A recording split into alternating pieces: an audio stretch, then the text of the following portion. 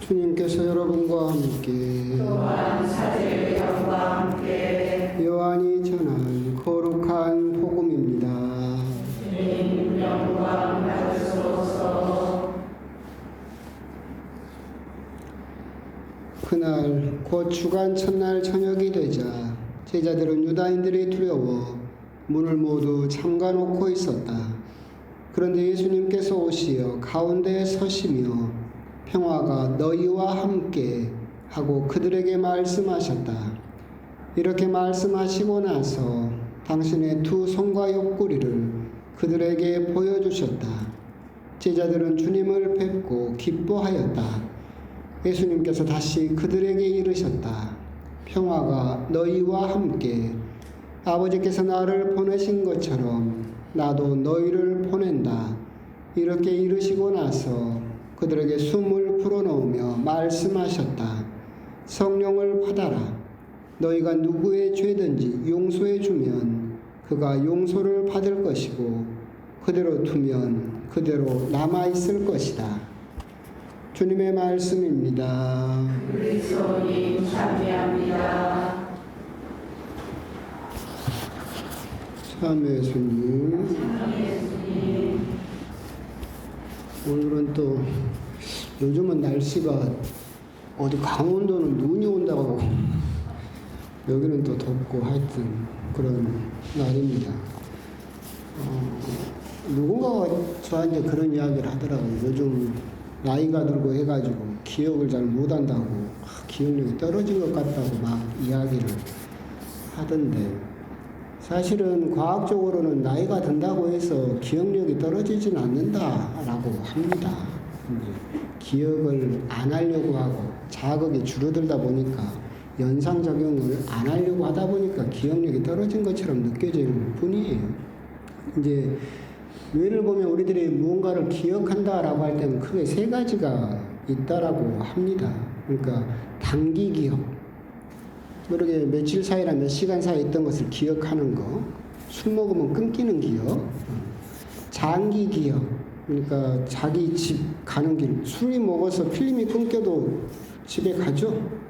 그건 단기 기억은 끊어지지만 장기적으로 남아있는, 심어져 있는 내 집 가는 길, 집 비밀번호 이런 것들은 장기 기억이 저장이 되고 그렇다라고 합니다. 한 가지가 이제 작업 기억이라고 부르는 건데 이게 이제 우리가 보통 일하거나 무언가를 의식적으로 기억을 할 때 쓰는 공간인데 재밌는 것은 이 작업 기억은 평균적으로 7칸으로 구성되어 있다고 해요. 7칸. 그러니까 간단하게 예를 들면 옛날에 여러분들이 전화번호 잘 외웠죠? 몇 자리였어요? 7줄. 672-3390 잘 외우죠. 근데 이게 포화가 돼서 전화번호가 갑자기 몇 자리로 늘어버렸어요? 8자리로 늘어버리면 그 다음부터는 어떻게 돼요? 헷갈리기 시작합니다. 여러분 주민등록도 봐봐요. 뒤에가 몇 자리예요? 딱 7자리로 되어 있어요. 그게 우리 인간들에게는 가장 기억하기 좋은 형태로 되어 있고 여기를 넘어버리는 순간 뇌가 부하가 걸려가지고 기억이 잘 안 되기 시작하는 그런 현상이 벌어진다 하는데 그러니까 무슨 말이냐면 쉽게 말하면 여러분들이 늙어서 기억력이 떨어진 것이 아니라 여러분들이 기억할 것이 많아졌어. 7칸 방을 다 채워버렸어. 그럼 7칸 방을 다 채운 상태에서 또 기억할 게 들어오면 저장될 데가 없잖아요. 그럼 이게 기억이 잘 안 되는 거예요. 그래서 그럴 때는 여러분들이 이걸 잘 기억해야 되겠다 싶으면 어떻게 하면 되겠어요? 방을 비워요. 그렇죠? 방을 비우면 빈 방이 나면 새 기억이 들어가서 저장이 될 거 아니에요. 그런데 방은 안 비우고 틀어잡고 방은 꽉꽉 채워놓은 상태에서 또 새로운 일을 하면서 또 그걸 기억하려고 하니까 기억이 잘 안 돼요. 그러면 이제 여러분들이 하는 말이 뭐예요? 늙어서 기억력이 떨어졌어요. 그러고 있는 거예요. 그런 부분도 여러분들이 늙어서 기억력이 떨어진 것이 아니라 그만큼 여러분들이 붙잡고 있는, 기억하려고 있는 것들이 많다 보니까 여러분들이 바쁘고 일이 많고 그래서 거기에 할당할 공간이 없어서 기억을 못할 뿐이다. 그걸 뭐든지 다 나이 탓을 하지는 마라라는 말을 쓸데없이 하고 싶었습니다. 원래 토요일 날은 강론이 좀 기니까 양해하고 들으세요.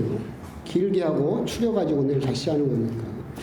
오늘은 이제 성령 강림 대축일입니다. 아까 말씀드린 바와 같이 교회의 생일이죠. 성령께서는 성령 강림 때 그때 내려오신 것은 아닙니다. 여러분들이 복음을 보시게 되면 예수님의 세례 때, 성모님의 잉태 때 성령은 계속해서 계셨죠. 활동하셨고. 하지만 이제 교회라는 조직이 본격적으로 시작된 것은 오순절 성령 강림으로써 교회가 이제 본격적으로 세상 앞에 모습을 드러내게 되었고, 사람들이 이제 예수님 승천 후에 성령이신 하느님께 더 집중을 하게 되었다라고 그렇게 생각을 하시면 좋겠습니다. 그래서 교회는 전통적으로 이렇게 성령 강림 대축일에 성령의 은총을 뽑죠. 여러분도 이제 조금 있으면 봉헌하고 나서 특별히 준비한 성령 은총을 뽑게 될 텐데, 작년에 뭐 뽑았는지 기억하세요? 작년에 배지로 줬는데 배지도 기억 못 하시는 분들이 계시더라고. 그 성령의 은총을 뽑는 것으로 끝났어요. 그 은총이 뭘 의미하는지 찾아보고 그 은총을 달라고 기도했어요. 이게 또 항상 문제인 거예요. 우리가 이제 항상 고민이 그래요. 성령 강림 대축이 되면 눈에 보이지도 않는 성령, 느껴지지도 않는데 성령은 계신가? 성령이 나와 함께 하고 계신가? 맨날 고민이에요.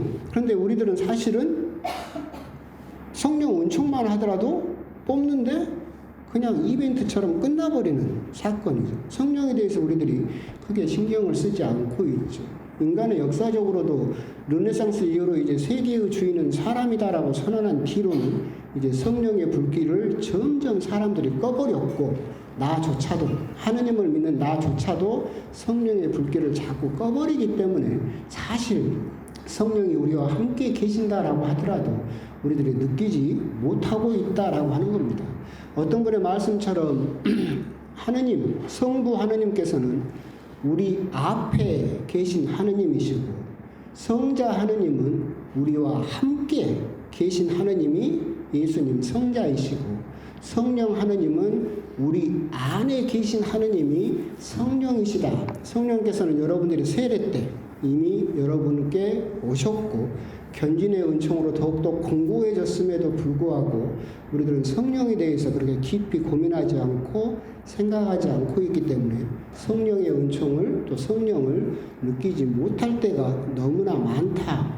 하지만 우리들이 걱정할 필요가 없는 것은 오늘 이 독서에 나와 있는 것처럼, 이 독서에 나와 있는 것처럼 성령에 임하지 않고서는 그 아무도 예수님을 주님이라고 고백할 수 없습니다. 우리가 예수님을 주님이십니다라고 고백할 수 있다, 고백하고 있다, 그리고 그렇게 기도하고 있다라고 한다면 성령이 여러분과 함께하고 계시는 명백한 증거다. 성령이 나와 함께하고 계신가라는 의심을 품을 필요는 없다. 성령은 항상 내 안에서 나와 함께하고 계신데, 그리고 나를 부르고 계신데 내가 그걸 듣지 못하고 느끼지 못하기 때문에 이 문제가 생긴 것이다 라고 하는 것도 한번 생각을 해 보셨으면 좋겠습니다. 성령은 여러 가지로 우리 눈에 보이지 않지만 가장 간단하게 설명을 한다라고 한다면 가장 간단한 건 전기입니다. 전기가 눈에 보입니까? 물론 인위적으로 보이게 할 수는 있겠죠. 전기는 눈에 보이지 않습니다. 하지만 이 눈에 보이지 않는 전기가 어딘가로 들어가야만 저건 제 역할을 할 수 있는 거예요. 전등에서 불이 나고 에어컨에서 신선한 바람이 나오고, 이 모든 것은 결국 눈에 보이지 않는 전기가 들어가야만 제 역할을 할 수 있는 것처럼 성령이 임하지 않고서는 우리들은 신앙적으로 그 아무것도 할 수가 없다.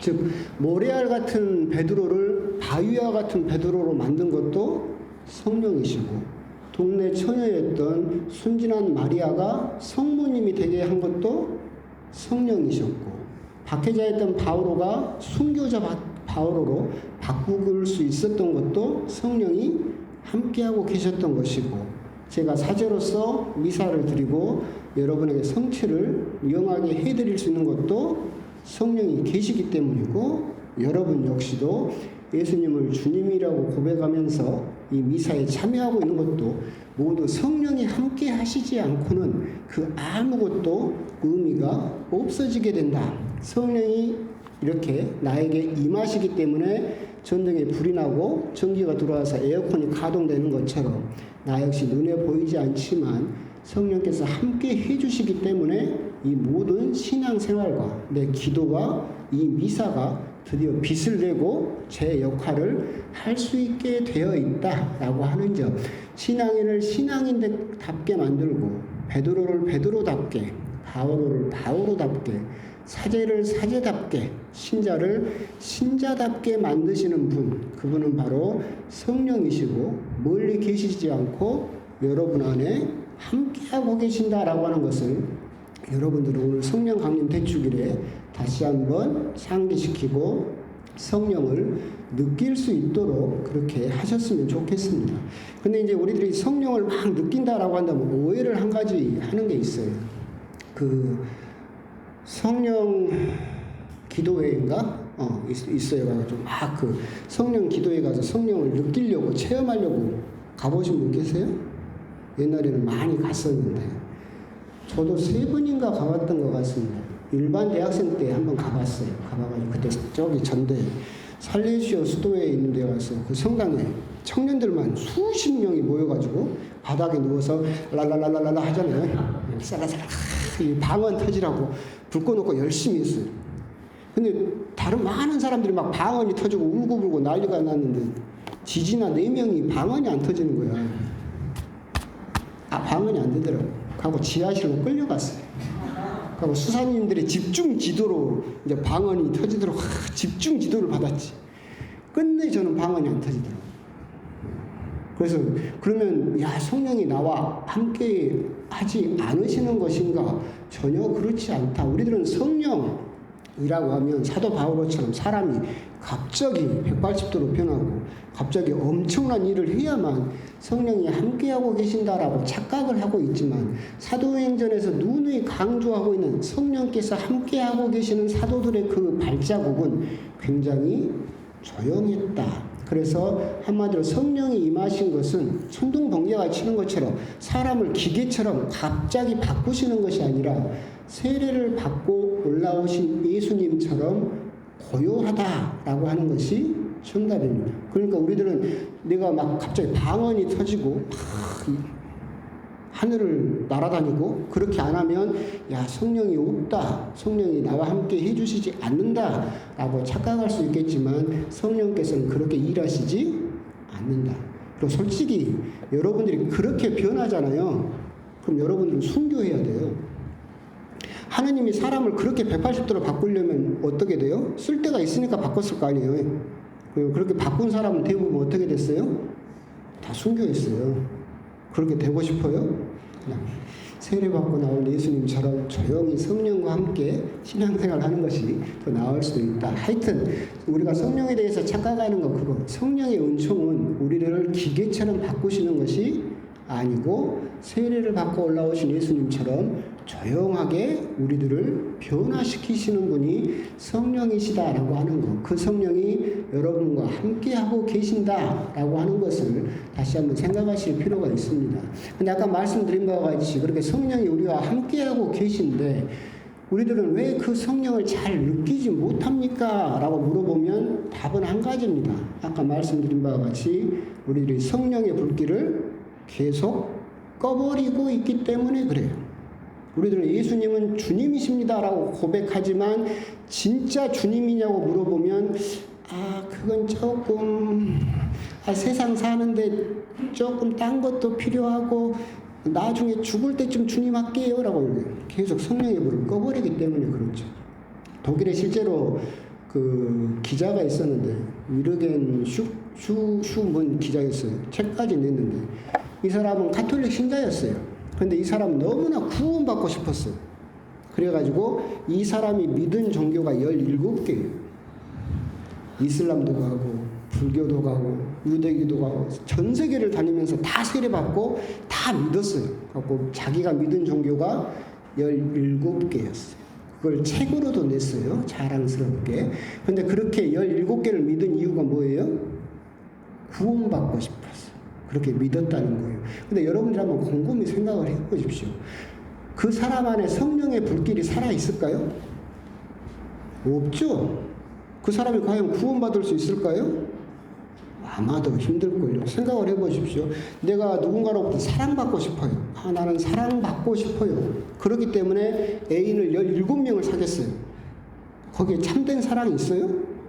없죠. 그건 세상사도 똑같잖아요. 그렇게 우리들은 가톨릭 신자라던 실제 그 기자가 구원받고 싶다라는 것 때문에 그렇게 신을 17명이나 믿었다라고 한다면 과연 그 사람 안에 성령의 불길이 살아있을 수 있겠느냐? 우리 스스로 그렇게 성령의 불길을 매일 매순간 선택의 순간마다 성령을 선택하는 것이 아니라 자꾸 세상이나 다른 것을 선택함으로써 성령의 불길을 꺼버리고 있다. 멀리 갈 것도 없죠. 해년마다 이번 강론에도 말씀드리는 건데 옛날에 제가 신자분들하고 많이 안 가봐서 신자분들하고 성지순례 간 거 그거 한 번밖에 없어서 그래요. 운암동에서 이제 우리 신자분들하고 성지순례 일본으로 갔어요.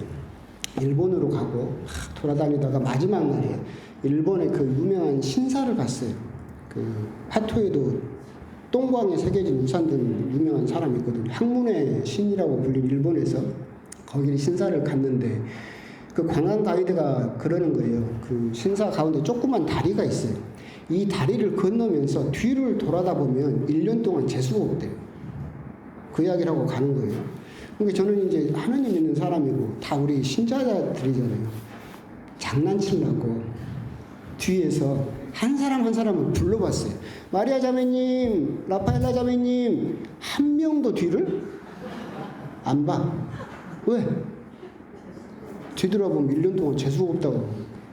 성질로 하잖아. 그래서 그때 수녀님도 한번 같이 갔거든요. 수녀님을 불렀어요. 수녀님도 뒤를 안 봐. 왜? 1년 동안 재수가 없단 말을 들었으니까 뒤를 안 봐. 다리를 다 건너가고 나서 왜요 신부님 하고 뒤를 돌아봐. 우리는 누구를 믿는 사람이에요? 하나님을 믿는 사람이에요. 1년 동안 재수가 있게 하거나 없게 하거나 누가 하시는 거예요? 하나님이에요. 그런데 그 다리 조그만 다리에서 뒤돌아보면 1년 동안 재수가 없다는 말을 들으니까 내가 하나님을 믿는 사람이라는 것을 알지만 뒤를 안 봐요. 그때 성령의 불길이 커졌을까 작아졌을까? 작아졌지. 내가 그 기복적인 그 선택을 하는 순간 내 성령의 불길은 점점 작아지고 있죠. 새해가 들면 여러분들은 뭘 봐줘야 돼요? 토정비결 좀 봐줘야 되겠지. 신문에 보면 막 이렇게 하루 운세가 나오죠? 열심히 또 봐줘야 되겠지. 내 자녀가 결혼한다고 하면 뭐 좀 봐줘야 돼요? 사주도 좀 봐주고 궁합도 좀 봐주고 내 일이 잘 안 풀려요. 그럼 누구한테 가서 물어봐야 되겠어요? 전쟁이한테 가서 물어봐야 되겠지. 자, 그러면 그때마다 성령의 불길은 점점 꺼지죠. 그럼 여러분들은 성령을 느낄 수가 있어요, 없어요? 없어요. 그래 놓고 나중에 뭔 일이 터지면 누구에게 손가락질해요? 하나님한테 손가락질. 불은 누가 닦아놓고? 내가 닦았지. 여러분들, 그래서 저는 정말 억울한 게 뭐냐면 하나님이 은총을 주시려고 해도 은총이 내려오는 통로를 다 막아놨어요. 그래 놓고 나중에 은총을 못 받으면 누구 욕해요? 하나님을 욕하는. 아까 그 기자처럼 믿은 신이 몇 명이에요? 17명이에요. 그런데 그렇게 통로를 다 막아놓고 하나님이 은총을 주고 구원을 주려고 해도 그걸 막은 사람이 누구냐면 나 스스로였죠. 성령 강림 대축일에 여러분들이 예수님을 주님이십니다 라고 고백할 수 있으면 고백하고 있고 성령은 여러분과 함께 하시는 것은 의심할 여지가 없다. 여러분 안에서 여러분 대신 기도해 주시고 여러분 대신 탄식해 주시고 여러분 대신 변호해 주시는 분이 성령이시고 여러분들을 위해서 항상 세상 끝날까지 여러분과 함께 하고 계시는 분 성령이 여러분 안에 계신 것은 틀림없는 사실이다. 하지만 내가 살면서 과연 예수님이 주님이십니다 라고 하는 선택을 하고 있는가? 그 선택을 할 때마다 여러분들은 성령의 불길을 더 느끼는 성령의 은총을 느끼는 사람이 될 것이지만 그 선택을 반대로 하는 순간 나는 성령을 전혀 느끼지 못하는 성령을 의심하는 그런 신자가 될 수 있다. 오늘 성령 강림 대축일에 나는 과연 어떤 선택을 하고 있으며 내 신앙은 과연 예수님을 주님이십니다 라고 고백하고 있는 그런 신앙인가, 그런 부분에 대해서 한번 곰곰이 또 묵상을 해 보셨으면 좋겠습니다. 아멘.